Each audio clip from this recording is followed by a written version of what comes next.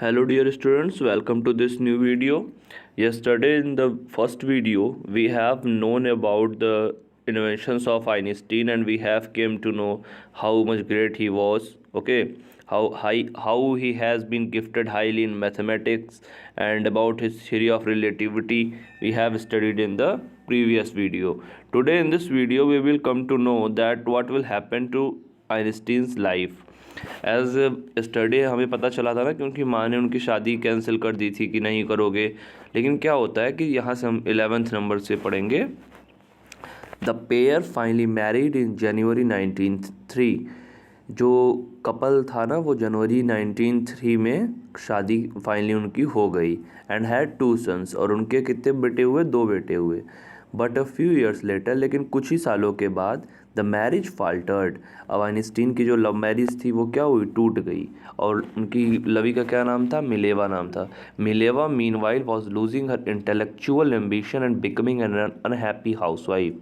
और मिलेवा अपना जो एम्बिशन था उनका, जो साइंस में फील्ड में था, वो सब लूज हो रहा था धीरे धीरे, और वो एक अनहैप्पी हाउसवाइफ बनती गई।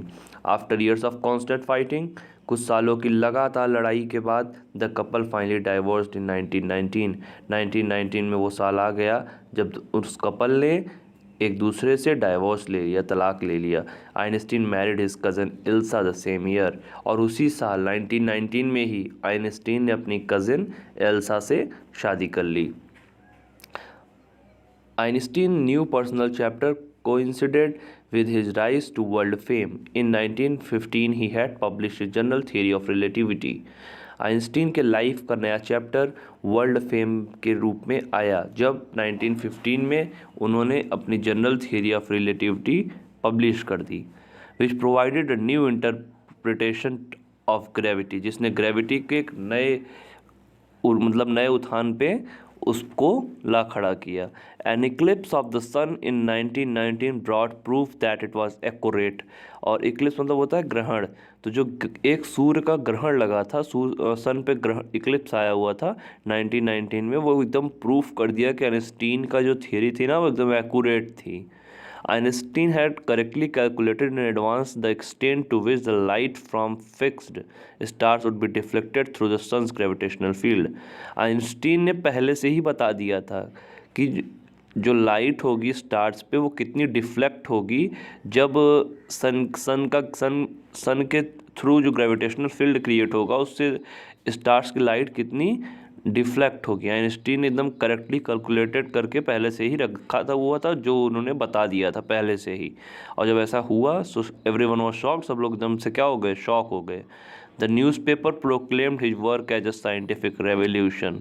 और यही नहीं, उस समय के जो न्यूज़पेपर हुआ करते थे उन्होंने क्या कहा? इसको किस नाम से बताया? अ साइंटिफिक रेवोल्यूशन, कि ये तो एकदम साइंस में रेवोल्यूशन आ गया। Einstein received the Nobel Prize for physics in 1921। 1921 में मतलब और थियरी ऑफ रिलेटिविटी के 2 साल के बाद आइंस्टीन को नोबेल प्राइज़ दिया गया। He was showered with honours and invitations from all over the world and lauded by the press. और उन्हें पूरी दुनिया से मान सम्मान मिलने लगा इस इन्वेंशन के लिए, और बहुत सारी प्रेस कॉन्फ्रेंस वगैरह में भी उन्हें बुलाया जाने लगा। आइंस्टीन फेमस हो चुके थे। When the Nazis came to power in Germany in 1933, ये नाजीज़ का पावर में आना एक और आप चैप्टर 10th में पढ़ेंगे, from the diary of Anne Frank. वहाँ पे भी नाजीज़ के पावर के में जर्मनी में पावर में आने के बारे में बताया गया है। यहाँ पे आप ये समझिए कि when the Nazis came to power in Germany, जब जर्मनी में नाजीज़ पावर में आए थे, कौन से ईयर में? 1933 में। At that time Einstein immigrated to the United States. Einstein वहाँ से छोड़ के भाग गए थे। कहाँ भाग गए? यूनाइटेड स्टेट्स चले गए।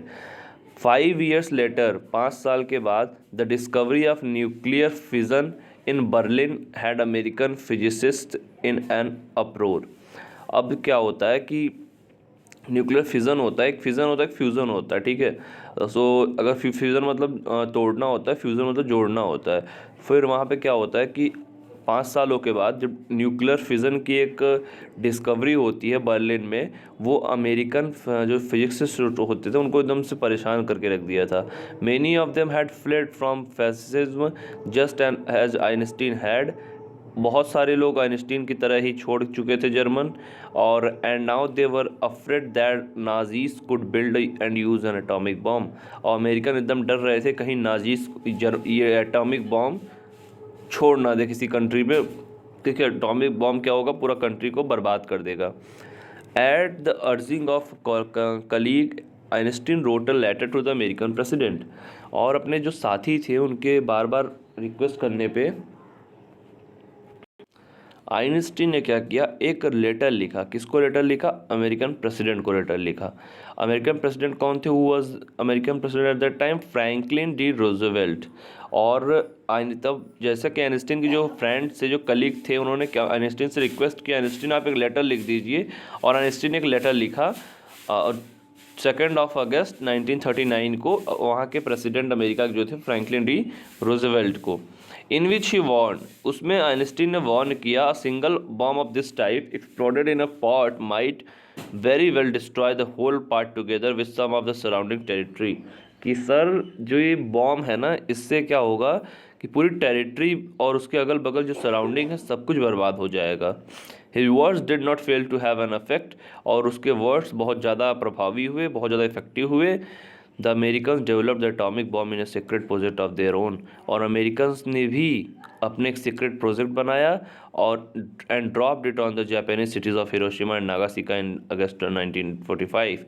और फिर बिना पूछे ही उन्होंने, अमेरिकन ने क्या किया, जापानी सिटी पे, और जो हिरोशिमा की जापानी सिटीज़ थी और नागासाकी की, 1945 में उन्होंने बॉम्ब गिरा करके और वहाँ पे क्या किया, सिटी को पूरा बर्बाद कर दिया। जबकि उन्होंने, बल्कि जापानीज़ ने ऐसा कुछ नहीं किया था, लेकिन अमेरिका ने शुरुआत कर दी। Einstein was deeply shaken by the extent of the destruction. Einstein बहुत ज़्यादा दुखी हुए इस सारे डिस्ट्रक्शन से। This time he wrote a public misuse. Public misuse मतलब बड़ा सा लेटर जो होता है वो होता है पब्लिक मिस्यू। उन्होंने बहुत बड़ा सा लेटर लिखा टू द यूनाइटेड नेशंस को। In it he propose the formation of a world government. Einstein ने कहा कि वर्ल्ड गवर्नमेंट होनी चाहिए जहाँ को डिसीजन लिया जा सके। ऐसे थोड़ी कि किसी को किसी से बात से अप्रूवल एग्रीमेंट नहीं हो रहा है, एग्री नहीं हो रहा है तो बॉम्ब गिरा दो, आप सब कुछ पूरा बर्बाद कर दो।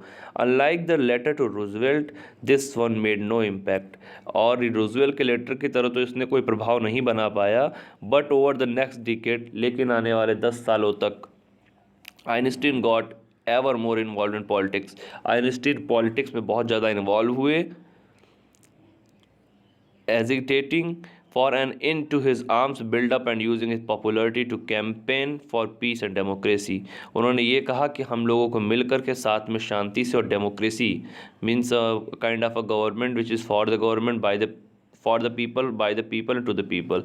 सो डेमोक्रेसी वाली गवर्नमेंट का उन्होंने फेवर लिया और शांति से रहें इसके लिए कैंपेन चलाया पॉलिटिक्स में आकर के। When Einstein died in 1955 at the age of 76। Einstein की जो डेथ थी वो 1955 में हुई जब वो 76 ईयर्स के थे। He was celebrated as a visionary and world citizen as much as a scientific genius. और तब से लेकर के आज तक वो बहुत बड़े विजनरी के रूप में देखे गए एंड वर्ल्ड सिटीजन मतलब जो पूरे हर एक संसार का नागरिक हो, मतलब सबका भला जिसने चाहा, ऐसे एक वर्ल्ड सिटीजन के रूप में देखे गए। और एक जीनियस जो आइंस्टीन थे ही, हम सबको पता साइंटिफिक जीनियस थे। सो he was supposed as a scientific genius, and even today he is remembered as a world citizen. Okay, so at the age of 76 he was died, and the chapter of Einstein became ended at there. Okay, so he was so famous, and his works and his contribution to the science we still remember, and we still are grateful for that. Okay, so यहाँ पे आपका chapter ये ख़त्म होता है. This was a very interesting story and chapter about a great scientist Einstein. Okay, so after that I hope you have enjoyed this video and this lesson so much, and for the more information we will continue in the next video. Till then, see you, take care.